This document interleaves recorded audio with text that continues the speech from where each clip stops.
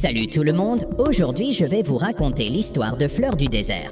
Elle est basée sur des faits réels. Waris Diri est une jeune bergère somalienne de 13 ans. Sa mère déchire un morceau de pain plat en petites portions pour les partager avec les enfants. L'histoire fait ensuite un bond dans le temps. Devenue adulte, Waris erre dans les rues de Londres. Elle entre dans une boutique de mode et s'empare d'un sac entier de bijoux. Lorsqu'une vendeuse la confronte et menace d'appeler la sécurité, Waris court se cacher dans les toilettes. Elle regarde son passeport et sourit. La vendeuse, les larmes aux yeux, entre à nouveau en trombe et trouve Waris, qui avait oublié de fermer la porte à clé. Waris ne connaît que quelques mots d'anglais, juste quelques phrases apprises par cœur. Bien qu'elle vive à Londres depuis 6 ans, elle a du mal à communiquer. Elle court après une femme qui vient de monter dans l'ascenseur et tout ce qu'elle parvient à dire c'est « Comment allez-vous ?» Marilyn tente d'échapper à l'étrange fille qui la suit sans cesse. Restée seule, Waris trouve un morceau de carton et n'a d'autre choix que de dormir dehors. Elle ramasse de la monnaie et mange dans les poubelles. Apercevant Marilyn dans un bus, elle la suit une fois de plus. Compatissante pour la jeune somalienne en haillons, Marilyn autorise Waris à passer la nuit chez elle. Cependant, Marilyn vit dans une pension de famille et le gérant n'est pas ravi d'accueillir un sans-abri. Après quelques supplications et une phrase amusante sur la pluie, Pushpa, le gérant, accepte finalement de loger Waris, mais la prévient. Ne fais surtout pas pipi sur le tapis. Reconnaissante, Waris embrasse la main de Pushpa et l'appelle maman. Pendant que Marilyn dort, Waris nettoie toute la chambre et prépare le café. Marilyn note une adresse où Waris pourrait trouver du travail et lui offre une veste. Dans le couloir, il croise Neil, le gérant de l'immeuble, qui semble intrigué par l'apparence exotique de Waris. Waris finit par décrocher un emploi de femme de ménage dans un café.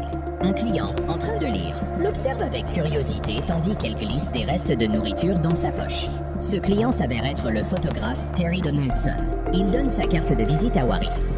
Elle est sur le point de la jeter, mais Terry l'arrête et lui demande de la garder. Waris revient à la pension, cette fois avec de l'argent pour payer la nuit. Pushpa accepte de la loger à nouveau, surtout après que Waris l'ait gentiment appelée « maman ». Waris est timide et ne se déshabille que dans l'intimité de la cabine de douche, où elle se livre à un acte mystérieux. Marilyn, qui rêve de devenir danseuse, reçoit une nouvelle lettre de refus. Pour lui remonter le moral, Waris accepte de l'accompagner en boîte de nuit. Là, Waris croise le regard d'un homme à la peau foncée nommé Harold. Il s'approche pour se présenter. Waris lui révèle son nom complet. Waris Diri Mahar Tom Maham Suleiman Diri. Mehdi, tu peux m'appeler Waris. Elle lui explique que son nom signifie « fleur du désert ». Harold enlève sa doudoune et l'invite à danser. Il lui dit qu'il est de New York. Waris l'apprécie, mais prend soudain peur et s'enfuit du club. De retour à la pension, elle ne peut pas entrer dans la chambre. Marilyn est à l'intérieur, avec un homme. Waris est bouleversée. Elle pense qu'une femme bien ne se comporte pas comme ça. Elle critique Marilyn, fronçant les sourcils et disant « Seule une femme excisée est une femme bien ». Marilyn est confuse et lui demande ce qu'elle veut dire. Waris baisse sa culotte pour le lui montrer. Choquée, Marilyn demande en larmes. Ils ont tout coupé et ensuite tout recousu? Waris explique qu'elle a été mutilée à seulement 3 ans. La même chose est arrivée à ses sœurs. On comprend maintenant pourquoi elle passe autant de temps aux toilettes. Marilyn lui montre gentiment à quoi elle devrait ressembler. On n'a pas besoin de subir ça pour être une femme, dit-elle. Personne ne fait ça ici. Plus tard, Terry reparle à Waris. Il lui confie qu'elle n'a aucune idée de sa beauté. Pendant ce temps, Waris, perplexe devant la nourriture de Marilyn, plaisante. « Pourquoi manges-tu de la nourriture de chèvre ?» Puis, elle montre à Marilyn la carte de visite de Terry. Marilyn se rassure. Terry Donaldson est un photographe célèbre. Waris pourrait bien gagner sa vie en travaillant avec lui. Marilyn a autre chose à lui montrer. Harold, le gars du club, a laissé son adresse au cas où Waris atterrirait à New York. Mais la joie laisse place à la tristesse. Que pensera-t-il quand il découvrira que je ne suis pas comme les autres femmes? Se demande Waris. Soudain, elle ressent une vive douleur au ventre. Marilyn l'emmène d'urgence à l'hôpital. Le gynécologue, sous le choc, l'examine et pose discrètement ses instruments. « Je ne peux pas vous rendre ce qui a été pris », dit-il doucement. « Mais je peux faire en sorte que ça ne fasse plus mal. » Le médecin explique que les sutures étaient trop serrées et qu'une intervention chirurgicale est nécessaire en urgence. Mais Waris refuse. Subir une opération chirurgicale trahirait son peuple, déshonorerait sa tribu et ferait honte à sa mère.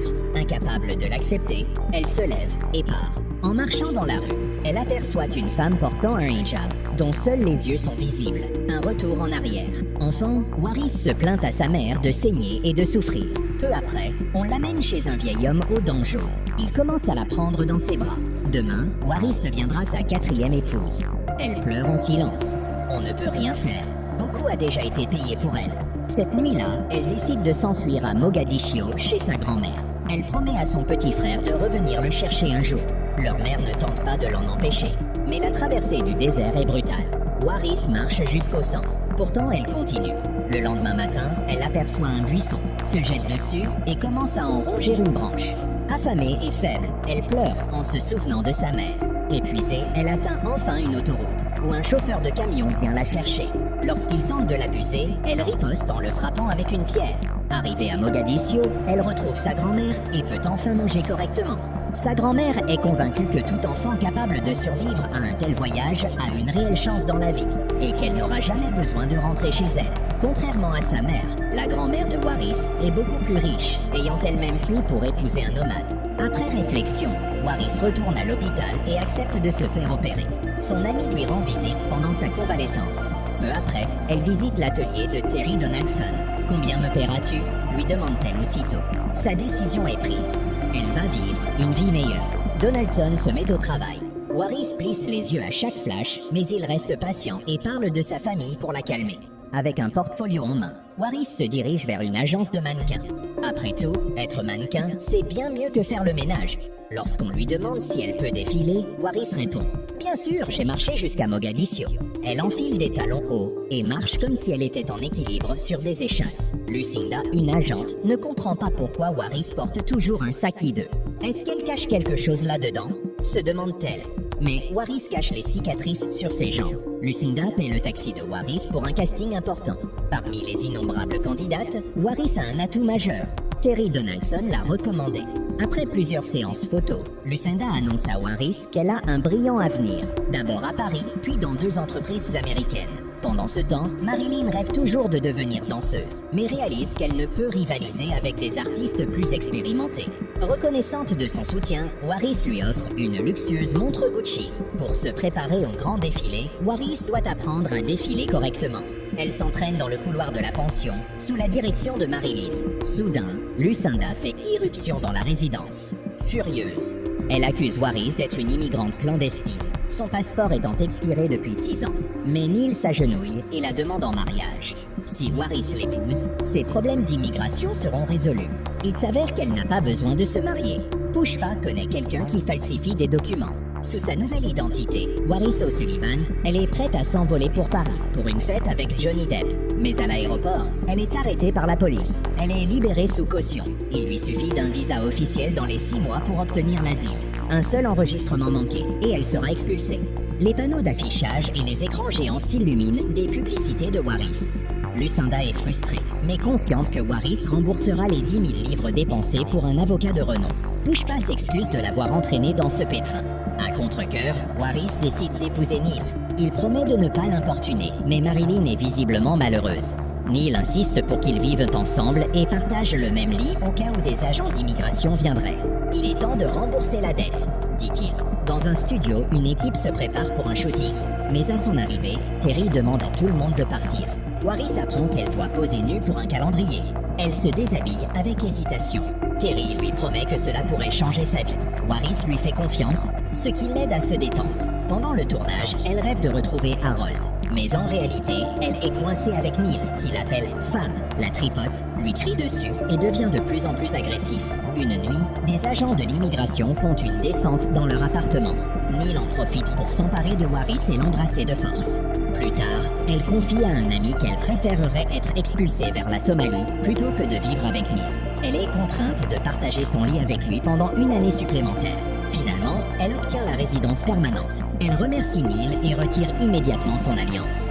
Elle est désormais libre de voyager et de travailler dans le monde entier.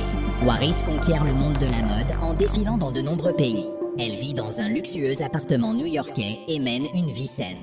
Elle pense à Harold et se rend à l'adresse qu'il lui a indiquée. Lorsqu'il ouvre la porte, il ne reconnaît pas la version raffinée d'elle-même. Avant qu'il puisse se reconnecter, sa petite amie apparaît.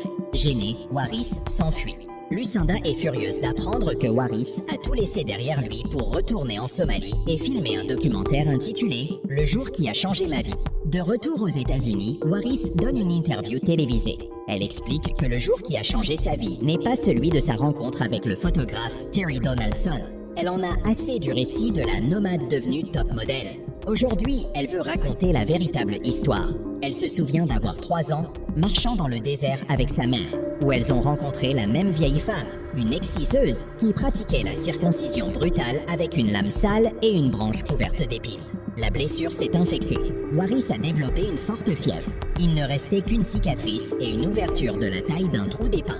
Tout le reste avait été coupé et laissé aux oiseaux. Pendant ce temps, Harold, assis dans un café, réfléchit amèrement. Il n'avait pas eu le temps de comprendre quand Waris était venu. Il venait d'entrer dans l'immeuble avec sa colocataire. Puis il a vu son interview dans un magazine où elle parlait ouvertement des horreurs des mutilations génitales féminines. Waris se préparait à prendre la parole aux Nations Unies. Son ami l'a soutenu, et finalement Harold aussi.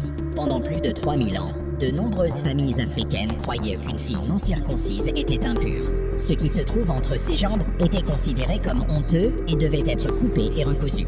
Le soir de ses noces, on donne un rasoir au mari et on lui ordonne de l'ouvrir. Les filles non excisées sont qualifiées de prostituées et souvent forcées de quitter leur communauté, même si les MGF ne sont pas exigés par le Coran. Les conséquences sont dévastatrices. Les filles restent marquées à vie, physiquement et émotionnellement. L'une des sœurs de Waris est morte d'une hémorragie lors de l'excision. Une autre est morte en couche. Enfant, Waris aurait souhaité ne jamais devenir une femme. Cela lui faisait trop mal. Mais aujourd'hui, elle est fière de ce qu'elle est et de ce qu'elle est devenue. Dans le monde, plus de 130 millions de femmes ont subi les conséquences des mutilations génitales féminines. Waris Dirie a été la première à attirer l'attention mondiale sur ce problème. En 1997, elle a été nommée ambassadrice auprès des Nations Unies pour la lutte contre les MGF. Depuis lors, de nombreux pays ont interdit cette pratique. Pourtant, plus de 6000 filles sont encore mutilées chaque jour. Et voilà, le film est terminé. Si vous l'avez apprécié, laissez un pouce bleu et n'oubliez pas de vous abonner pour ne rien manquer de ce genre d'histoire.